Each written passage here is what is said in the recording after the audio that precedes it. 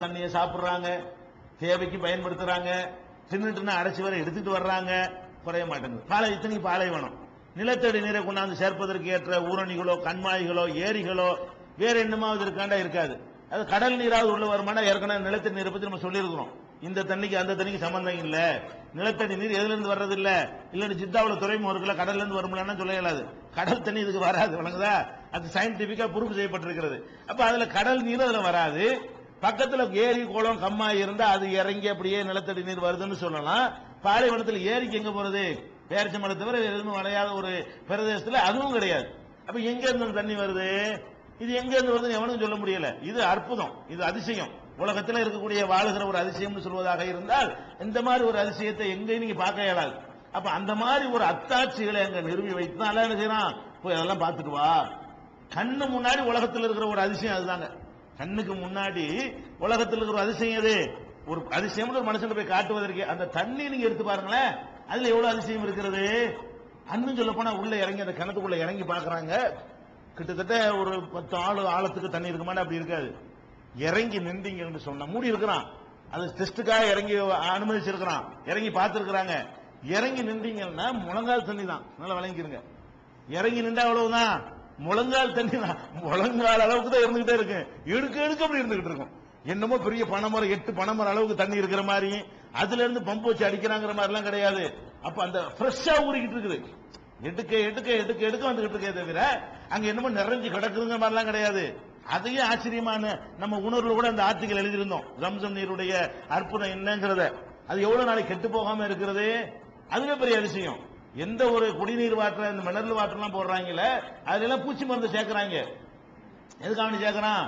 அந்த பூச்சிக்கொல்லி மருந்து இருந்தாதான் பூச்சி உண்டாகாம இருக்கு, கெட்டு போகாம இருக்கு.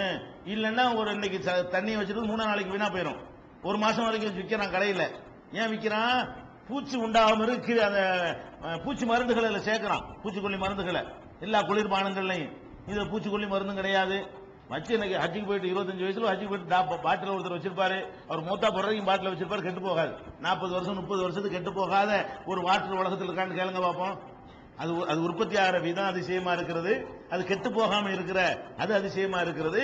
இப்படி ஒரு பெரிய அதிசயங்கள் எல்லாத்தையும் கொண்டு நிப்பாட்டி வச்சுதான் போங்கப்பான்னு சொல்றான். அப்ப இறைவனை தேடி போறதுக்காக இந்த ஹஜ் கடமையாக்கப்படவில்லை. நம்மளை பயிற்சி எடுத்துக் கொள்வதற்காக, சகோதரத்தோடு உண்டாக்குவதற்காக முதல் ஆலயத்தை போய் பார்ப்போமே, அல்லாவுடைய அத்தாட்சிகளை போய் பார்ப்போமே, அல்லாவுடைய அதிசயங்களை போய் பார்ப்போமே. சபா மருவா எல்லாம் போக சொல்றான். எதுக்கு பார்க்க சொல்றான்?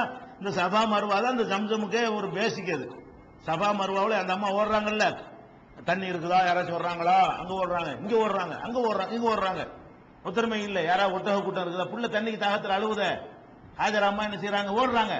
அப்புறம் அல்லாஹ் தண்ணியை உண்டாக்கி கொடுக்குறான். போய் பாரு, அதெல்லாம் பார்க்க இந்த யாவமெல்லாம் வரும். ஓ, இறைவன் உண்டாக்குன ஒரு அத்தாட்சிங்க இருக்கிறது. இறைவனுடைய அருள் நேரடியாக இறங்கின இடம் இதுதான். இந்த நிமிடம் வரைக்கும் இறங்கி கொண்டிருக்கிற உலகத்துல இந்த நிமிடம் வரைக்கும் அருள் இறங்கி கொண்டிருக்கிற ஒரு இடம் சொல்வதாக இருந்தால் அதுதான். ஒரு காலத்துல நீரூற்று எத்தனை நீரூற்று அறிஞ்சு போச்சு. கடல் மடையெல்லாம் சொன்னாங்க. கடல் மடை 10,000 வருஷம் 20,000 வருஷம் கடல் மடை உலகத்தில் இருக்குதா?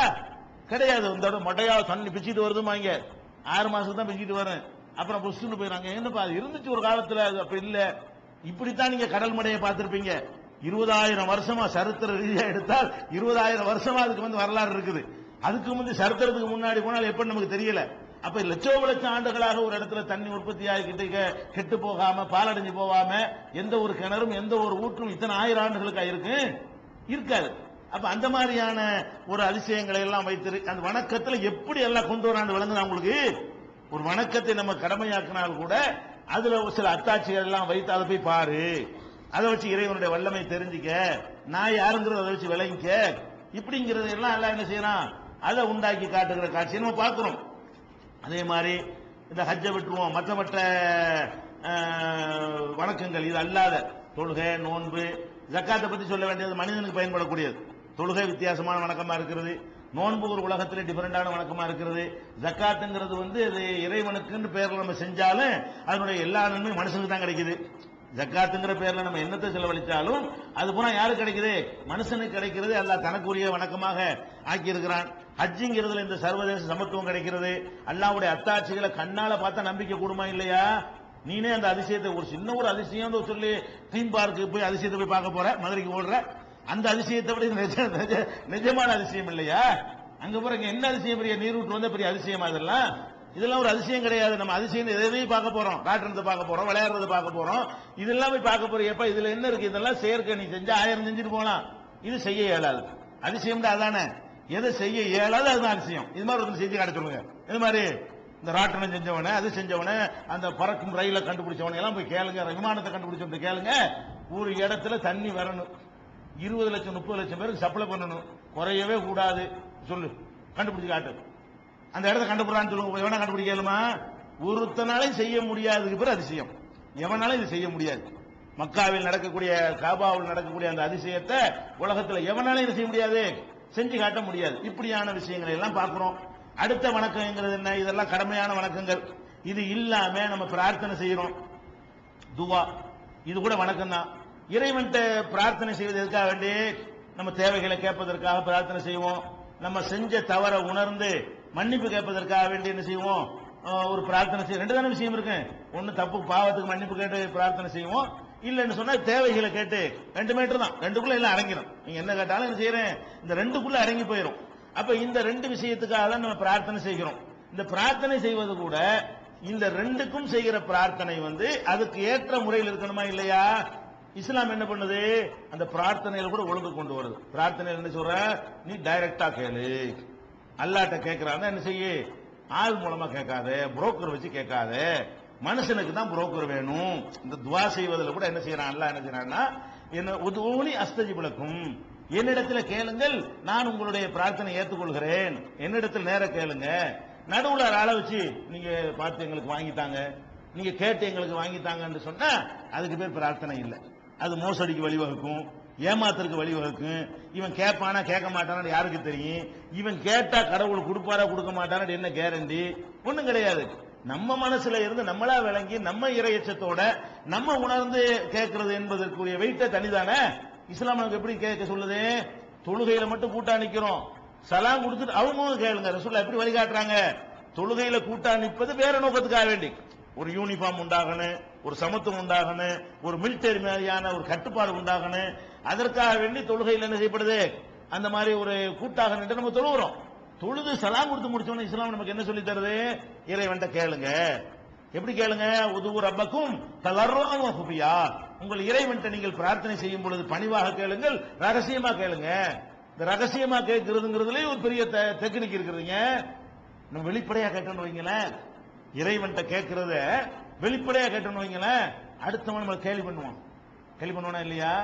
நம்மளை தப்பா நினைக்கணும், மான மரியாதையெல்லாம் போயிடும். எப்படி போவோம்? நீங்க ஒரு சாதாரண அற்பமான நிலையில் இருக்கிறீங்க, நீங்க என்ன பண்றீங்க? அன்றாட சாப்பாட்டுக்கு கஷ்டப்படுறீங்க. நீங்க என்ன செய்றீங்க? அல்லாஹ்ட்ட கேட்கறீங்க, மனிதர்களுக்கும் தெரிகிற மாதிரி, யா அல்லாஹ் என்ன இந்த ஊர்ல பெரிய கோடீஸ்வரன் ஆக்கி வை. அப்ப என்ன செய்ய பாக்குறாங்க? பாடுற சோத்துக்கு லாட்டு அடிக்கிறான், சோத்தை கேட்க வேண்டியான இவன் என்னது கேட்கறான்னு பாடுறான்னு கேள்வி பண்ணுவானா இல்லையா? இறைவன் கேள்வி பண்ண மாட்டான். இறைவன் இதை எப்படி எடுத்துக்கணுமா? என்னுடைய அடியானை பார்த்தாயா, அவன் சாப்பாடுக்கு கஷ்டப்படுறான், அவன் நம்புறான், இவனை நான் கோடீஸ்வரன் ஆக்க முடியும் நம்புறான். இறைவன் எப்படி எடுத்துக்கிறான்? இங்க பார்ப்ப மலக்க பார்த்து எல்லாம் சொல்லுவான், நீ பாத்தியா என்னை, என் மீது எவ்வளவு நம்பிக்கை அவனுக்கு பாத்தியா?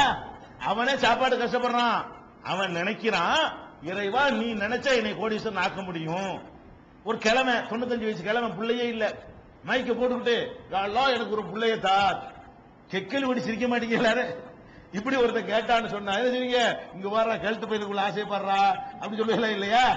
இவன் கிழட்டு பயிலா போயிட்டா இவனுக்கு புள்ள இல்ல, இப்ப போய் பிள்ளைய கேட்கறான், எப்படி எப்படி புள்ள வரும் அப்படின்னு நினைப்பீங்களா இல்லையா? நீங்க இறைவன் அப்படி நினைக்குவானா? இறைவன் என்ன செய்வான்? பார், இந்த வயசுல பிள்ளை வராது, நான் நடைமுறையில் இல்லைன்னு தெரியும், ஆனால் இந்த கிழமை நம்புறான். என்ன நம்புறான்? என்னை படைத்த இறைவன் நாடினால் எனக்கு தர முடியும் நம்புறான் பாரு அப்படின்னு சொல்லி அல்லாஹ் என்ன செய்யறான் அதுல. அப்ப எப்படி இந்த பிரார்த்தனையை கூட அல்லாஹ் என்ன சொல்றான்னா, ரகசியமா கேட்கிறா, காதும் காது வச்சமா, நமக்கும் உனக்கு மட்டும் இருக்கட்டும், இந்த பயிலவனுக்கு முன்னாடி செஞ்சு விடாத, உன்னை கேள்வி பண்ணி போடுவாங்க அப்படின்ற மாதிரி நினைப்பானா இல்லையா? அல்ல ஒரு கல்யாண வயசுல இருக்கிற, யா அல்லாஹ் சூப்பர் அழகான ஒரு எனக்கு ஒரு பொண்ணை கொடு, அழகான ஒரு மாப்பிள்ளைய கொண்டா எல்லாம் சுத்திடுவான உள்ள. நீ கை வச்சு பார்த்தா அம்பட்டு பேர் கேள்வி பண்ணி நிற்பான. நீ நேரடியாக அல்லாட கேட்கலாமே, ரகசியமா கேட்கலாமே. அப்ப இறைவன்ட்ட கேட்கிறது இஸ்லாம் என்ன சொல்லுதுன்னு கேட்டா, ரகசியமா கேளு. அதே மாதிரி நீ கொலை பண்ணிருப்ப, அல்லது ஏமாத்திருப்ப விசாரம் பண்ணிருப்ப, நான் இத்தனாம் தேதி அப்படி அந்த விசாரம் அப்படின்னா எல்லாம் கேட்டா என்ன வருது கதை உனக்கு சரியா வருமா? சமூகத்தில் நடமாட இயல்மா உனக்கு? நேற்று வரைக்கும் செஞ்ச திருந்த நினைக்கிற, திருந்தது உனக்கு அல்லாவுக்குள்ள இதே போட்டு தம்பட்ட நினைக்கிற, நோட்டீஸ் வெளியிட முடியும். நீ என்ன செய்யக்கூடாது? இதெல்லாம் பப்ளிக்கா சொல்லிவிடாத. நீ தப்பு செஞ்சிருக்கலாம், நம்ம கிட்ட ரகசியமா வந்து கேளு, நல்லா தெரியாம பட்ட நீ தான் பண்ணிக்கணும் அப்படின்னு கேளு. அப்ப இந்த பிரார்த்தனைகள் கூட எப்படி இருக்கணும்னா, ஒரு ஆள் மூலமா கேட்க சொன்னிடுவீங்க, அவனுக்கு எல்லாம் தெரிஞ்சு போயிருமில்ல. இப்ப அவன் என்ன பிளாக்மெயில் பண்ணுவான்ல, நான் ஒரு ஆள் மூலமா போய் கேட்கிறேன், நான் 2 கொலை பண்ணிட்டேன், நீங்க தான் பார்த்து கடவுள்கிட்ட சொல்லி எனக்கு மன்னிப்பு வாங்கி தரணும்னு அவன் என்ன செய்வான்? உனக்கு போன் பண்ணி மிரட்டான், டேய் 2 கொலை பண்ணிருக்கிற, நான் சொல்லி கொடுத்துருவோம் போலீஸ்ல மரியாதை சொல்லுவானே இல்லையா, ரெக்கார்டு பண்ணி வச்சுக்கிட்டான்னு வைங்க. ஏன் அவன்கிட்ட போய் நீ சொல்ற? நீ இறைவன் சொல்லிட்டு போ, பிளாக்மெயில் பண்ண மாட்டான்ல. அப்ப பிரார்த்தனையை இஸ்லாம் எப்படி சொல்லி தருதுன்னு கேட்டா, உன் இறைவன்